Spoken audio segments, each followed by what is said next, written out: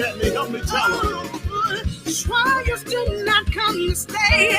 They only come to pass. If you keep your faith in God, your storm that will not last.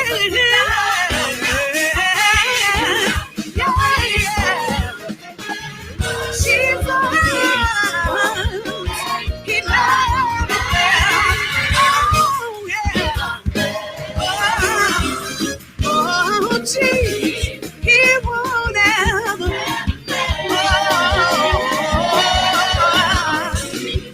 He won't ever fail.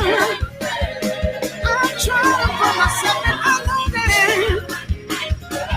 it will.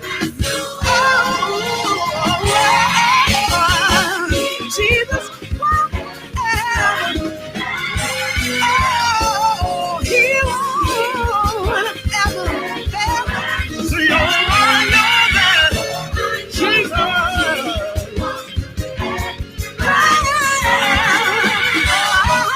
Oh, yeah. Put those hands together, everybody, and say Jesus.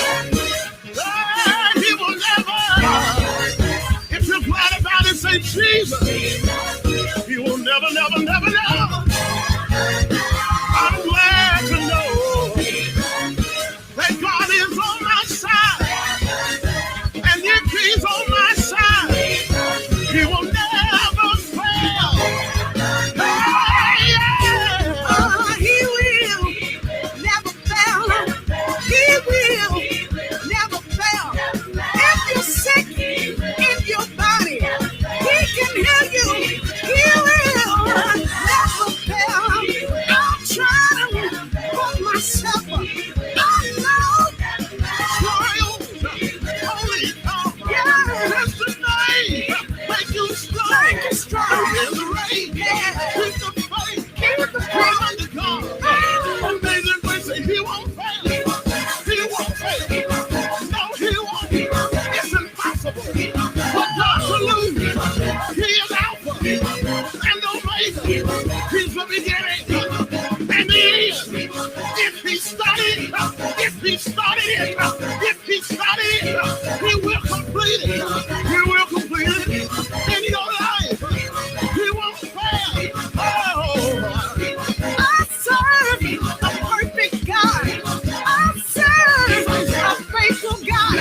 Just try Him for yourself. Oh, He will never fail. He will never fail. I'll try Him. He'll never fail.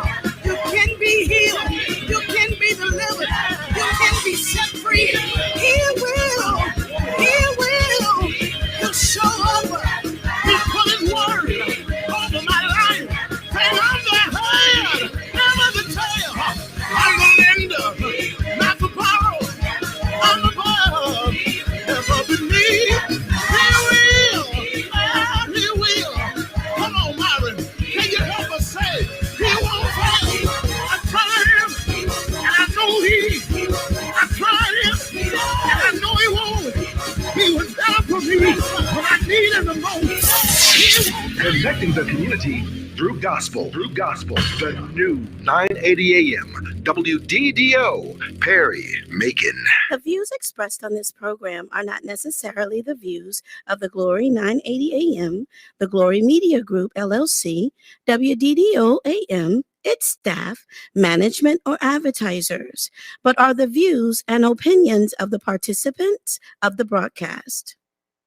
Hello and welcome to the Call Radio Ministry, hosted by Reverend Mable Randall, the Associate Pastor of Mount Moriah Missionary Baptist Church here in Macon, Georgia. I just want to help, so tell me what to do. And now, Reverend Randall.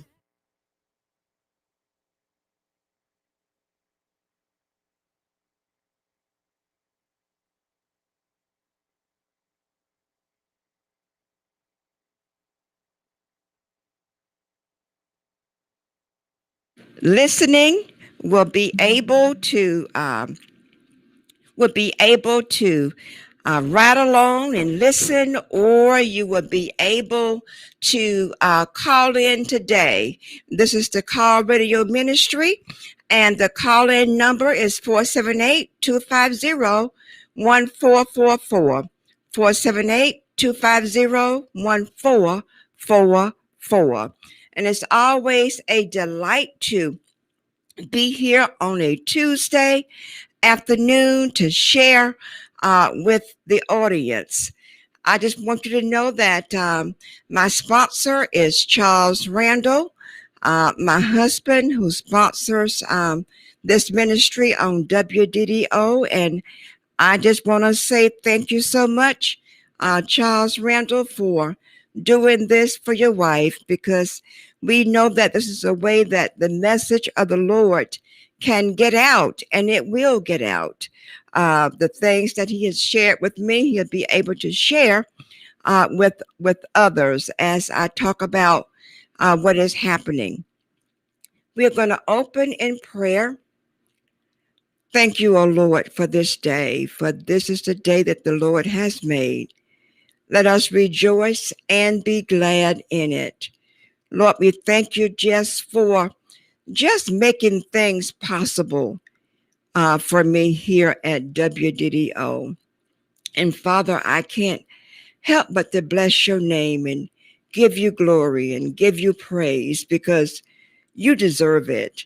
And Lord, I pray that the listeners will also think that this is worth listening to.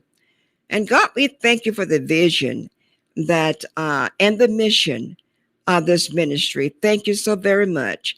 In Jesus' name we do pray. Amen.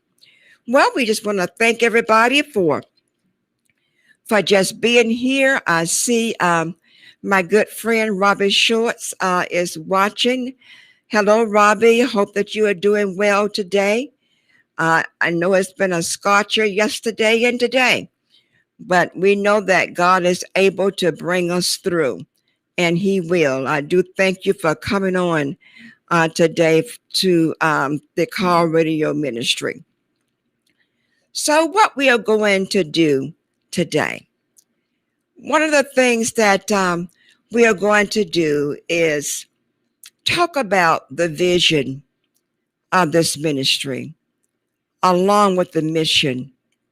I've had several people who started listening, and they didn't hear it from the very beginning. So they wanted to know if I would go back to tell about the vision that the Lord has given me about the Call Radio Ministry.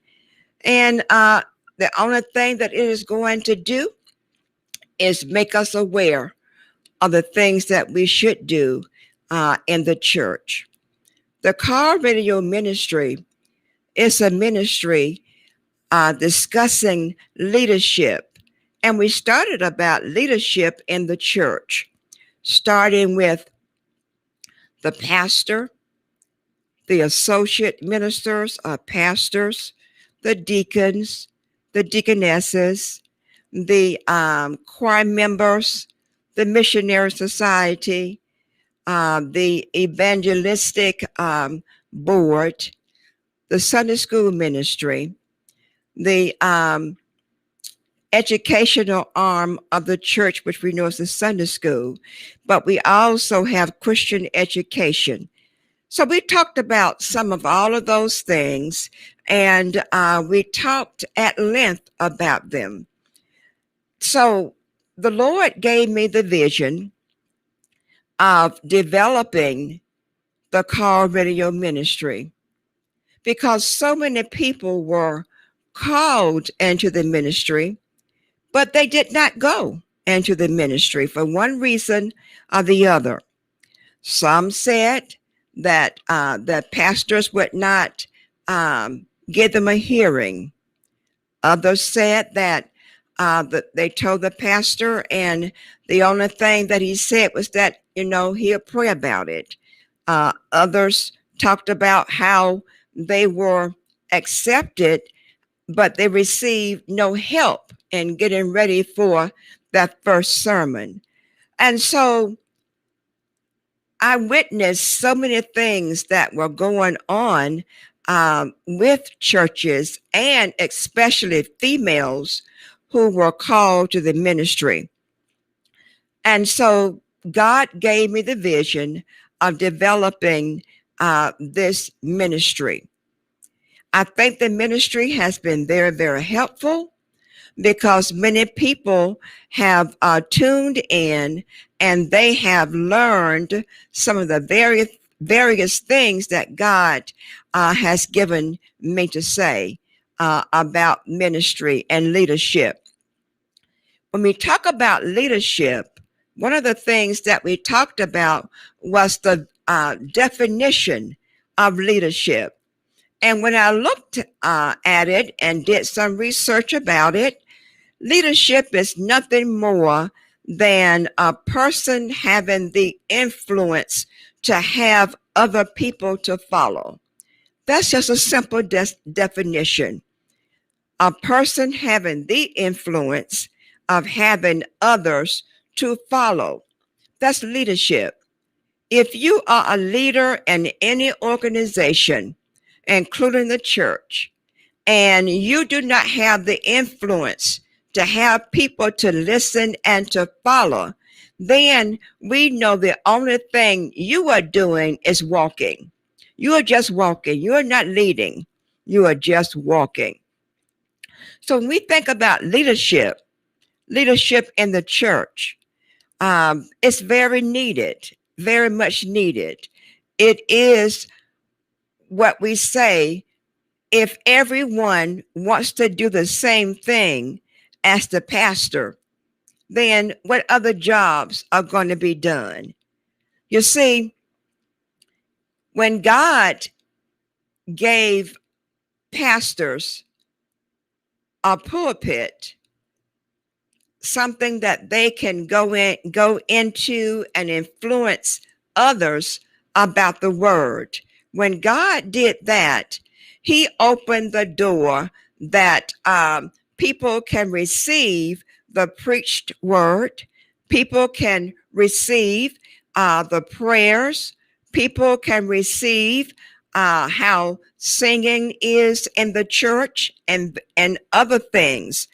But you see, when, and I'm not saying that God didn't give other people in the church a vision, but the vision comes from the head.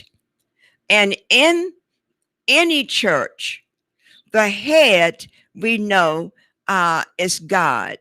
And then the next head, and we call the under shepherd, the next head is the pastor.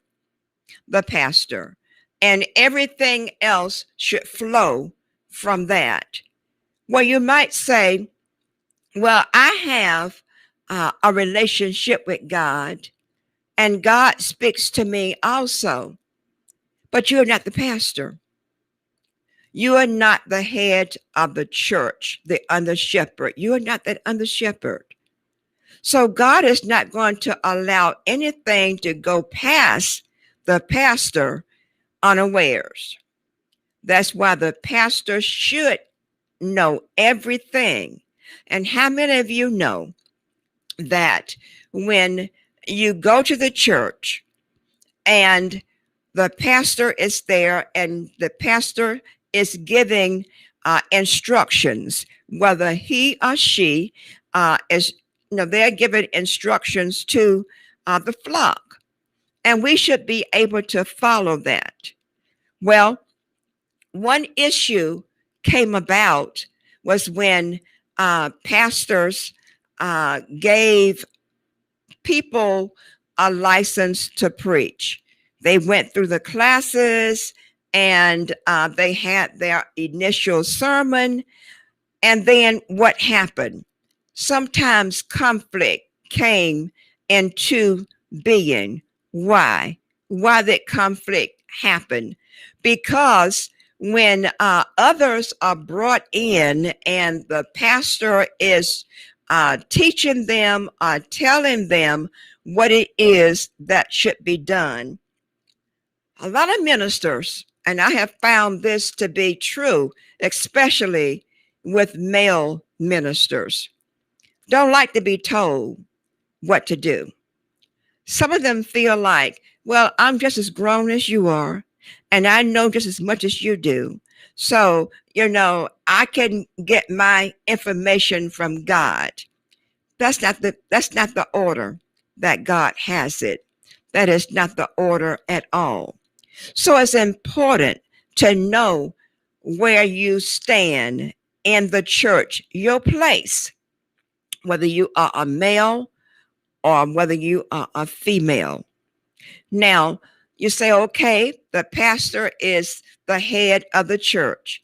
Yes, he's the under shepherd, or she is the under shepherd of the church. Then you look at it, the associates are next. And then you're going to have deacons.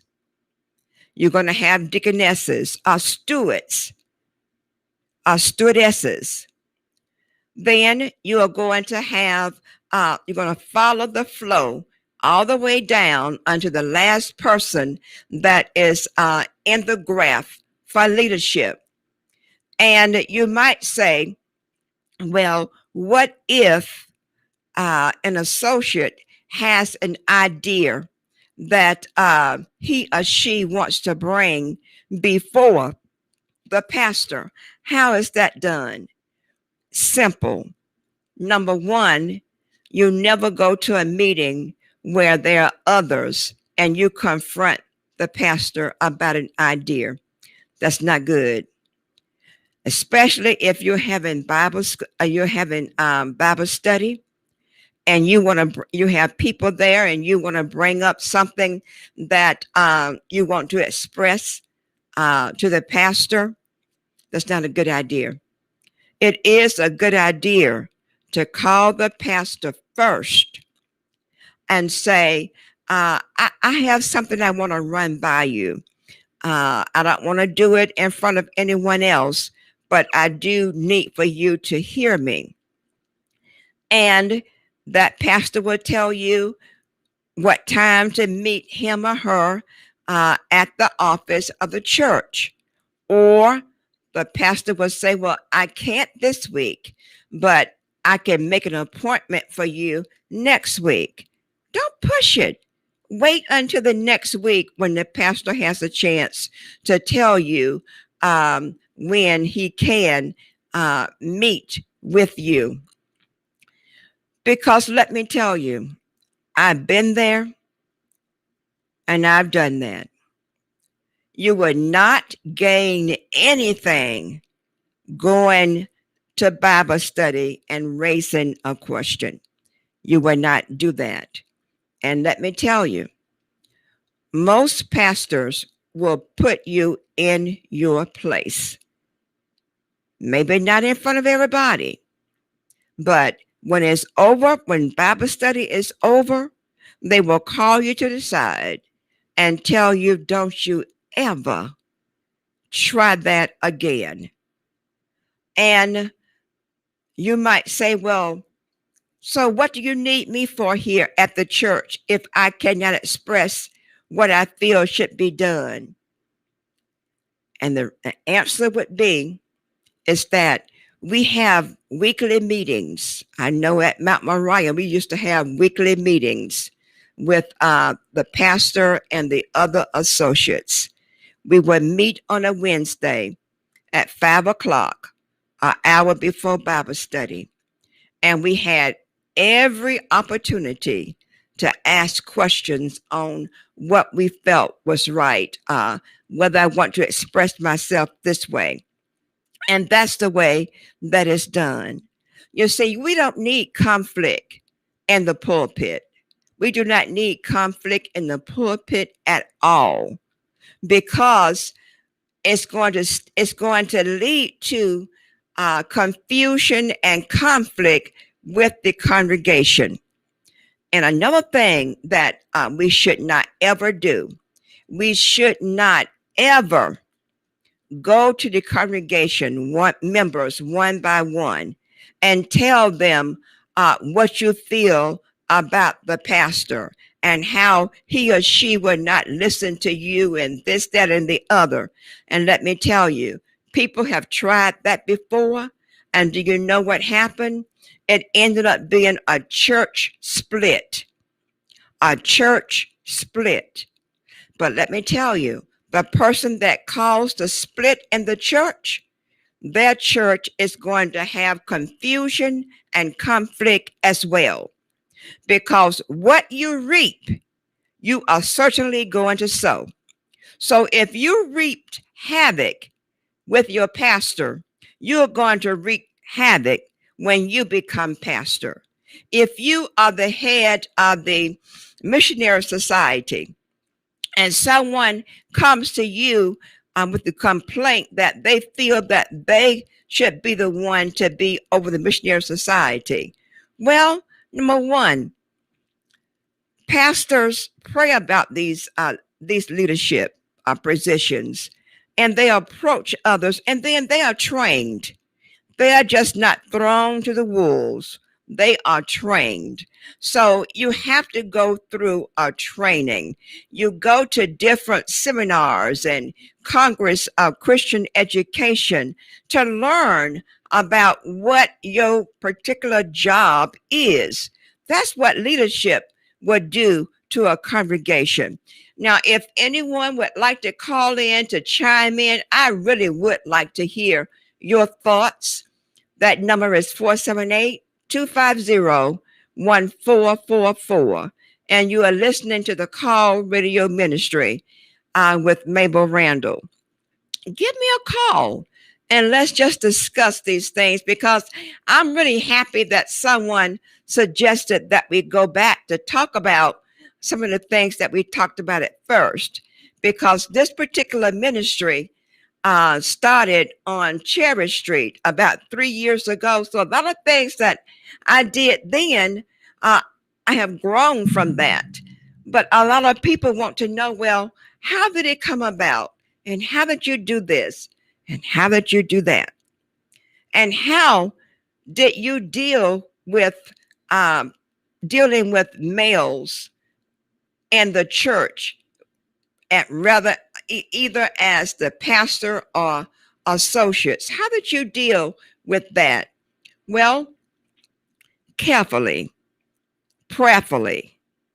And I must say that when I told my pastor that I had been called into the ministry, he wanted to know, well, how do you know? What did God say? And you know how I feel, and this and that and the other. So I don't look for me to pave the way for you. So where's your platform going to be? Where are you going to articulate the word? Just where are you going to do it? And I simply said this: Pastor, I don't think that I have to leave Mount Moriah in order to fulfill my calling in the ministry. And I said, the only thing I ask of you is that you go to God and that you pray. And whatever God tells you, that is exactly what I will do. Because I respect my pastor as the pastor. And so whatever God told him, and if God called me, God was going to share with him what he shared with me. And that's how I had my initial sermon.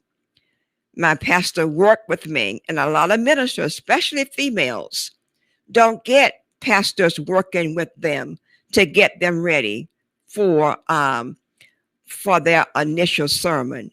But that's the role of a pastor, is to take care of the ministers who are coming aboard. I don't know how many of you are listening in the ministry, but if you would, give me a call, 478-250-1444, 478 250-1444. And let me tell you something else as well. When females became licensed in the ministry, they needed an organization that they could go to be a part of it, to grow as well.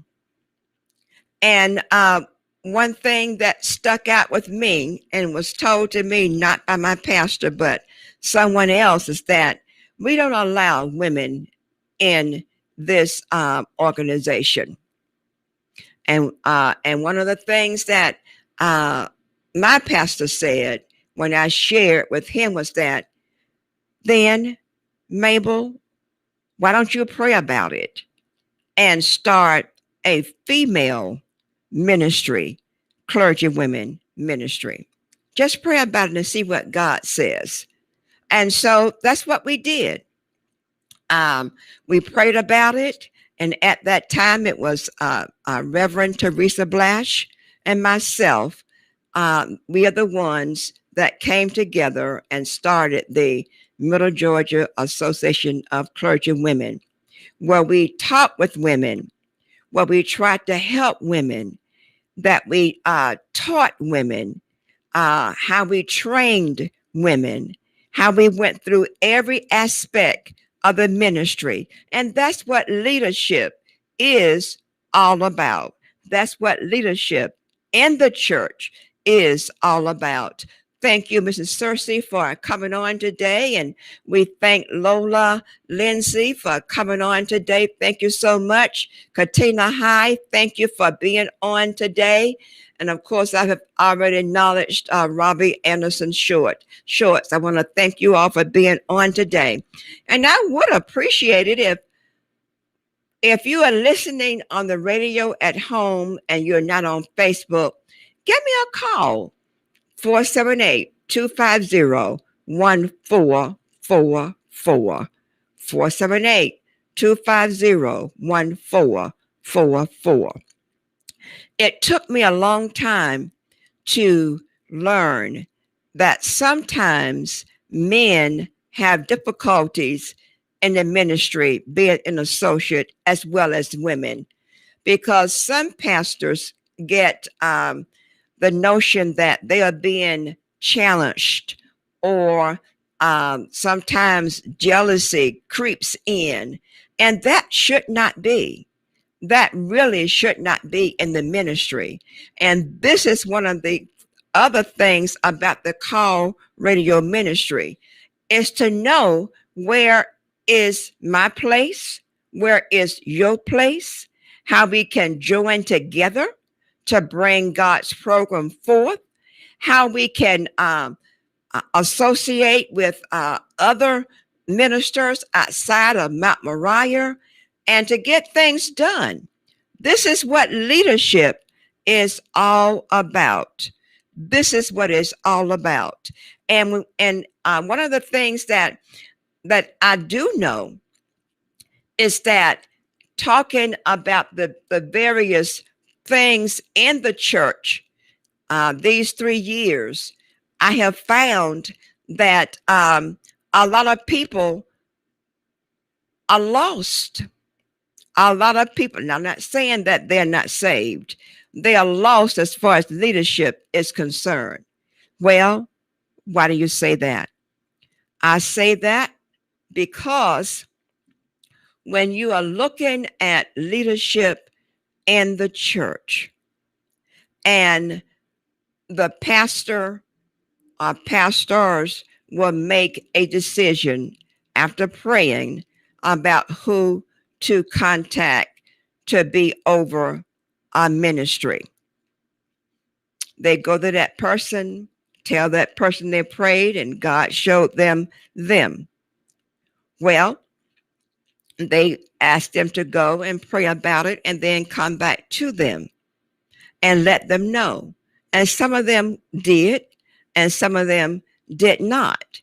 But the thing is that when God shows the leader of the church, who is to be over an organization, then that leader is to be trained by, number one, material that the pastor and the board of Christian education brings forth.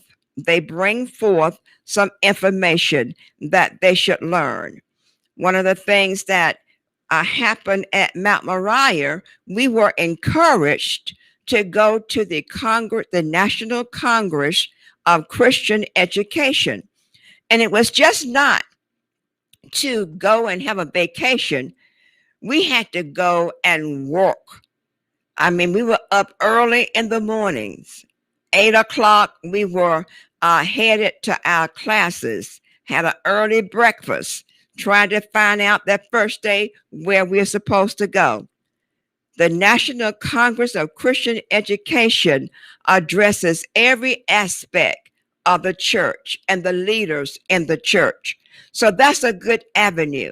And I got an awful lot under my belt when we were going to the Congress of Christian Education, because I took various classes and got the information. And once you do that and continue to study, you will find that you will never know everything. There's always something that you need to know. So we talk about the leadership in the church and the pastor making assignments and trying to keep from having a conflict to having a break in the church. That's important. That is important. So let's say that the missionary society, the pastor has gotten someone to be over the missionary society. And I'll just take Mount Moriah. And one of the leaders there was Mrs. Gwendolyn Bell.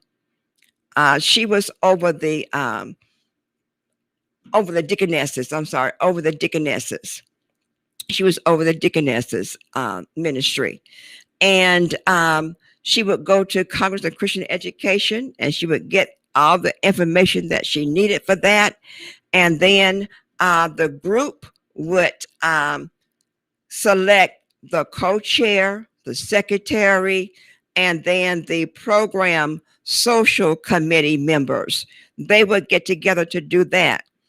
But how many of you know that when the deaconess committee came together to be formulated, sometimes people would come to the meetings, sometimes they would not.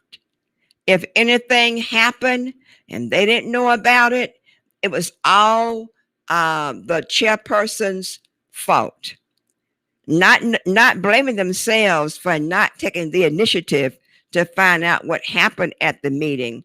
They would blame someone else. So when we have leaders from A to Z in the church, it is very important that the co-chairs and the other leaders in that group would formulate challenges for the members. And when I say challenges, make it so that they would feel like, hey, I want to be a part of this. And most of the deaconesses, when a deacon joined, when a man became a deacon, then his wife automatically became a deaconess. And but the pastor also noted some women who were worthy, who they were very conscientious about the church, that he added on single women. The husband had passed away, either they were separated or whatever happened, but they were a force in the church. And so they were put on the deaconess committee. And basically, when we look at that, when the deaconess committee, so what's the function? You say, well, what's the function of the deaconess committee? Well, one of the things that a deaconess, they are paired with the husband, and they go and do various things. Thank you so much, Evangelist Janice Clark, for joining us today. We are so happy to have you. And so they join forces with the husbands. Then, if there is something that a deacon needs to go to someone's house, that deacon will not go by himself, especially if that woman that he was going to see is single. A deacon should not ever go to a single woman's house without either the pastor or his wife. And you say, well, you're talking about Christians, so what do you mean by that? I'm saying that because you don't know the thoughts of that woman. And before you blow me away, let me tell you, every woman in the church do not have ideas that are clean. They don't have ideas that are clean. So no male should ever go to a singles or a divorced or a widowed woman's house without someone else. And if you want to discuss this, please call me 478-250-1444. 478-250-1444. You're listening to the Call Radio Ministry by Reverend Mable Randall, and we are on the Glory 980 AM on your radio station. Thank you so very much. I'll be listening for a call. So now you say, well, you open up a can of worms. You have opened up a can of worms. So what do you mean? Well, you're talking about men should not go to a woman's house alone. Let me ask you this. If you were a deaconess and your husband is a deacon, and someone called on his list wanting him to come to their home, a single woman, but she wants him to come in the evening, anytime after 6. And you say, well, what's wrong with that? Some of everything is wrong with that. Number one, why it has to be after 6, especially if the person is not working. Number two, why not tell your deacon that his wife is welcome to come with you?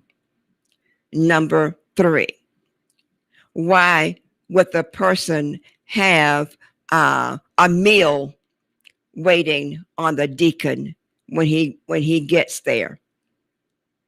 What?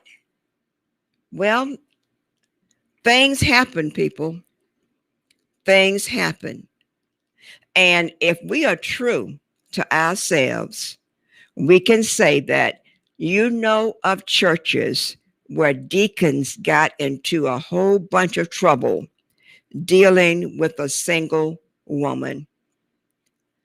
And it's the same thing with a female who is a deacon or a minister. You never go to a male's house by yourself because anything can transpire. And everybody in the church does not think the way that you think. I see we have a happy early birthday to Evangelist Janice Clark. Happy birthday. Happy birthday, Janice Clark, Evangelist.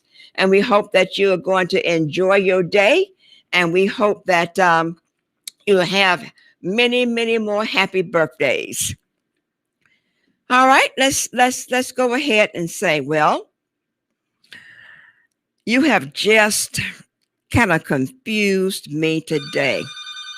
We got a call. Let's take it.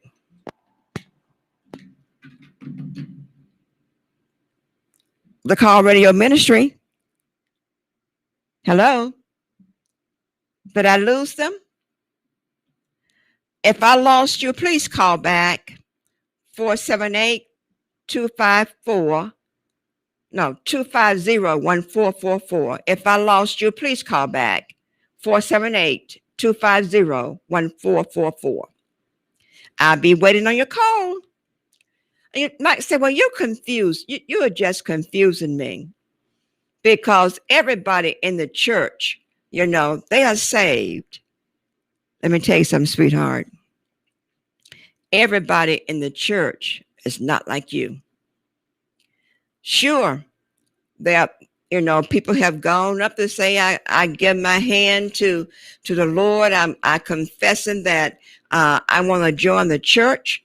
But how many of you know, even after that and after baptism, how many of you know that sometimes people have not fallen away? Let's take this call.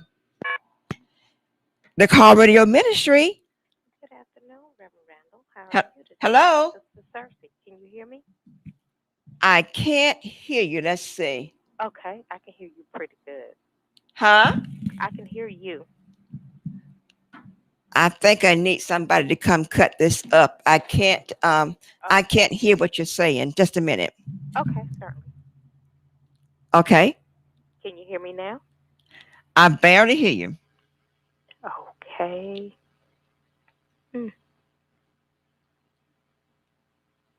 Say something else. Reverend Randall? I hear you. All right. Yes, ma'am. This is Sister Cersei. I was just calling to say you are so correct, and that is so much needed. A lot of deacons need to hear this, and a lot of the women in the church need to hear this as well. Yes, they do. Because when me and my husband worked together, when he became a deacon, we became just like we did when we got married. We are one. Wherever he go, I should be able to go. Right. And we do ministry work together as husband and wife, not as a separate entity, but together. Amen. So that is so valid that you're telling people, you're teaching people what they should do. If you're married to a deacon, you should be able to go wherever he go to do whatever he do, except for their regular meetings. But I think that is very valid. Well, thank you so very much for your input. And this is what we need. We need for people to call in because some people just don't, they don't think that these things happen in churches. Oh, it happens. Believe me, it happens more in church than it do outside the church. Amen. Believe me, it does. But Amen. Thank you for that. Mm-hmm. Yes, ma'am. You are so welcome. Thanks for calling. Bye-bye. Okay. So when we look at it, we have to make sure that we are on target. We have to make sure that we are on target. And to be on target means that everything should be up front. There should not be anything that is hidden under the covers. Not anything. So it's very important that when you pair up with your husband to go out, even sometimes doing communion.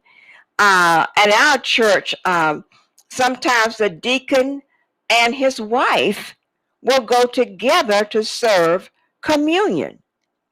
If there is a single deaconess, then they'll have the deacon and 2 or 3 other people going together doing this to take communion. to go and see the sick, to deliver what needs to be delivered to someone. And all of that is very, very, very important. It is important. And I don't want anyone to think that I'm just jumping on deacons and deaconesses. No, I am just trying to share what I have learned over the past 26 years in the ministry. These are the things that I have learned. Sometimes you have to be very, very, very careful. Even in the church, even when you are in the church, sometimes you hear people becoming fresh, getting out of place with another member. And so it might look cute at first, but you can't treat it that way. You must nip it straight in the bud when it happens. You must let that person know, look, you are not talking to me. You are not talking to me because I don't go that way. I really don't. So you need to be careful. And another thing, don't ever talk to me or approach me that way again. And they will get the message. They will get the message. If you want to call in, the number is 478-250-1444. 478-250-1444.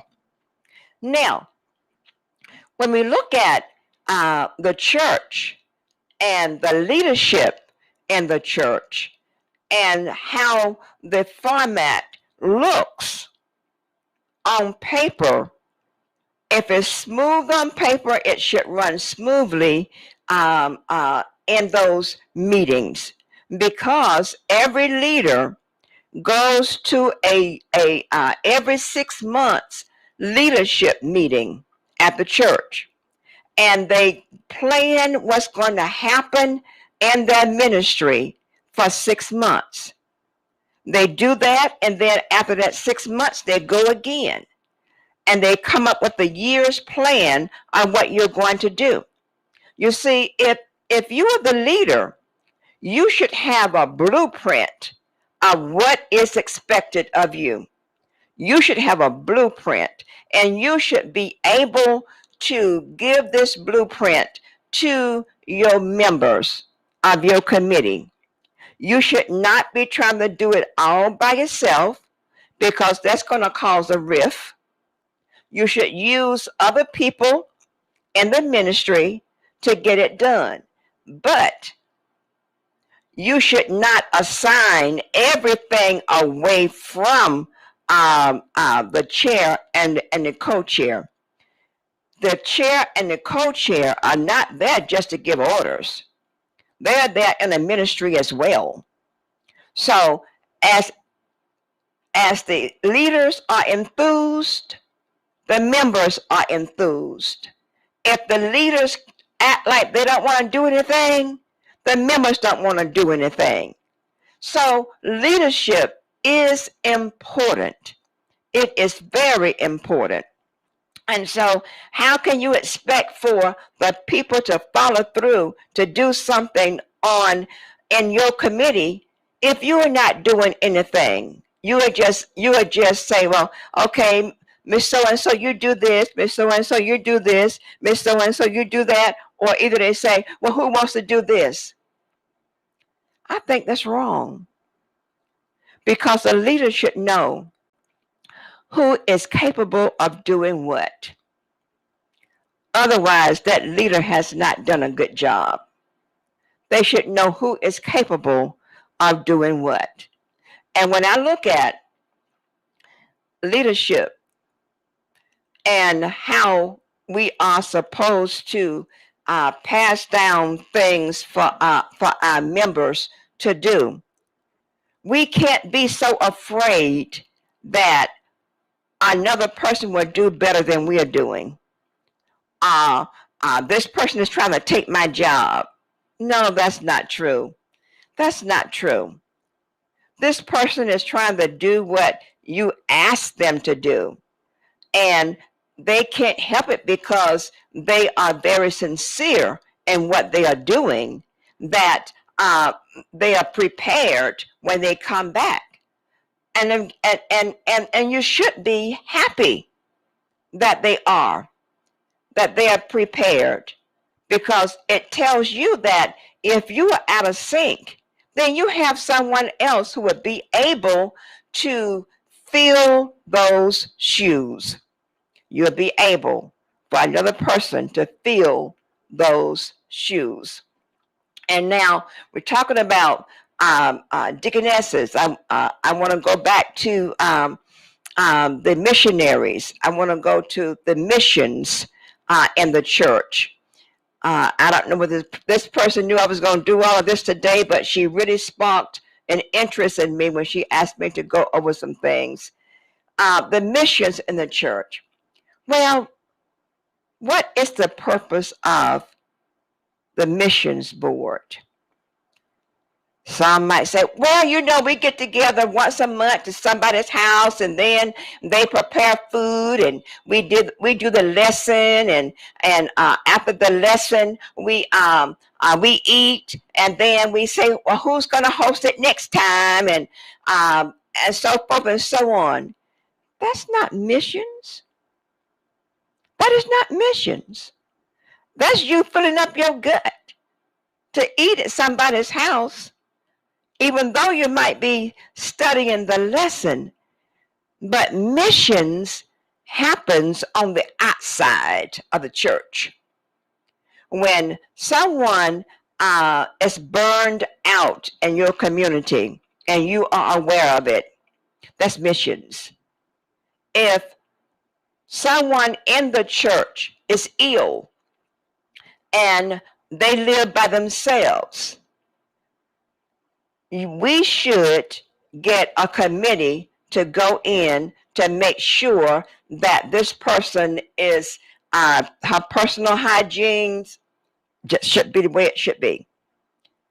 We are not supposed to wear those white dresses on first or third or second Sundays and sit down and look cute and say I'm a missionary. Well, what do you do? You need to do something. And if you don't have anything to do, go to the pastor and say, look, we're just in the church doing nothing. So what can we do? And I'm sure that he or she can give you various things that you should do. I never forget one a member of, I think she was a member, what I won't call the church. She wasn't our member, but our pastor found out that she was going to move into her apartment, and they knew each other from Knoxville College, where she was the mother of the housing. Well, what happened is that she needed someone to help her get moved and to go in and to close and to clean her house, to make everything all right for her, because she was not that mobile. Every missionary does not want to get their nails messed up. They don't want to sweat because the hair is going to fall out of place. All they want to do is sit and look pretty. That's not a missionary. A missionary is on the move. A missionary will do work. A missionary will find things to do. How many of you know that years ago, when either a missionary or a deaconess would see a young girl who was not dressed properly, they would take that child to the side and they will tell that young lady, look, baby, I just want to share this with you. I'm not trying to be mean to you, but you need to do a little better about your personal hygiene. I'm going to bring you some things that you can use. How many of you know that people in the church today, young people in the church today, they need this type of training? They need deaconesses and missionaries to help them.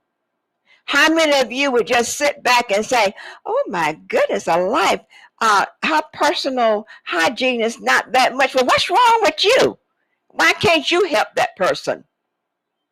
Instead of talking about that person, pull that person to the side. I know at Mount Moriah they have different ladies who will go and buy personal things and give it to this child, not in front of anybody either, because they don't want to embarrass that person. But they do that. That's what missionaries do. Missionaries don't just sit up there in that white hat and white gloves and going to see who's going to stand up at the communion table. Well, while we're talking about communion table and while we're talking about standing up, how many missionaries do you know that will come to church with a dress that is not appropriate? Well, it's white. It's white. But half your legs are showing. Your sleeves are out. Well, it's hot. I know that too. But if we say that we are called to be a missionary in the church, there are things we should do. Now, let me tell you something. I was in what was called the Mission in Action. And we had a directress, and her name was Robbie Anderson Shorts. And that woman, I mean, she would tell you the ins and the outs. You just enjoying the Mission in Action just to sit down and try to look pretty. That wasn't going to go. You had to do exactly what you needed to do. And if you did not, don't think she wouldn't confront you. She would confront you, and if you didn't learn what you're supposed to do, you wouldn't be up there no more. Because it's not about being seen, it's not about being heard, it's not about this, it's not about that, it's about taking care of God's business. That's what it is all about. And let me tell you, when we talk about deaconesses and missionaries, some are in the same, they're in the same group. They go to both of them. And just like they do in one, they're going to do in the other one. And that's absolutely nothing sometimes. Absolutely nothing. But I guess I better stop beating up on missionaries and deaconesses right now. But and it's not to beat up on you, really. It is a teaching ministry.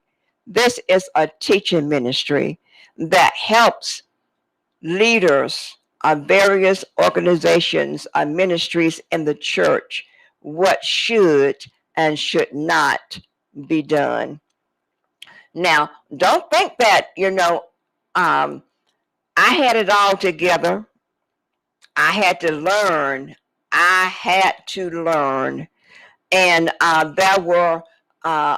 it was a deaconess in my church that if she felt that my dress or my skirt was too short, she would send me a hanky to go across my legs. Even though my skirt was down below my knees, she said, put this on. And it was another missionary deaconess that told me, I had on, forgot what color I had on, but the hanky she was going to send me was off-colored. It was going to be like a blind spot. And this particular deaconess said, "You better not put that on your legs." Said, look at that. Your dress is not too short. Put that hanky down. But you know, I grew up in an age where you try to respect your elders, and she was an elder. You try to respect them. But I tell you one thing, I made sure that my dress was way down my legs, because I did not want to be sent a hanky. Then you have those who say, "Well, my goodness, she acts like she's an old lady. I mean, it doesn't take you wearing your dress down to your ankles." Well, no, but you finally would get to a happy medium. You would get to a happy medium. So I'm trying to share with you what I learned these 26 years in the ministry. It's very, very, very important. And the one thing I want to say before I leave this is that I want to look at the ushers for a minute. Most people feel that ushers are there to be on the door and to look cute. But that is not the way it should be. All of us are serving God. All of us are. So if you are an usher, and if you don't know how to assist people into finding a place to sit, then you're not doing your job.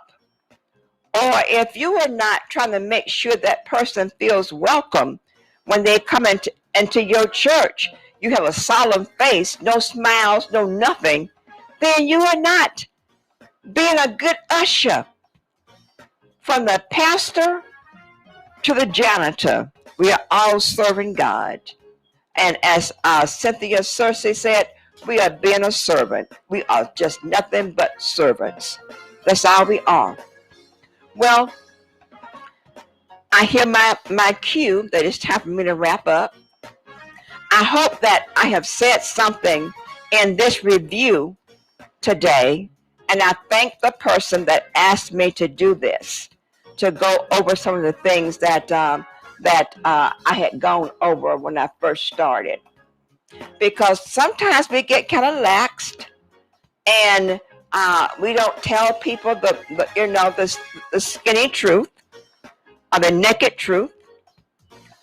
So we just have to make sure that what I do, I make sure that I'm on top of my game. I'm not going to do anything that I shouldn't do knowingly.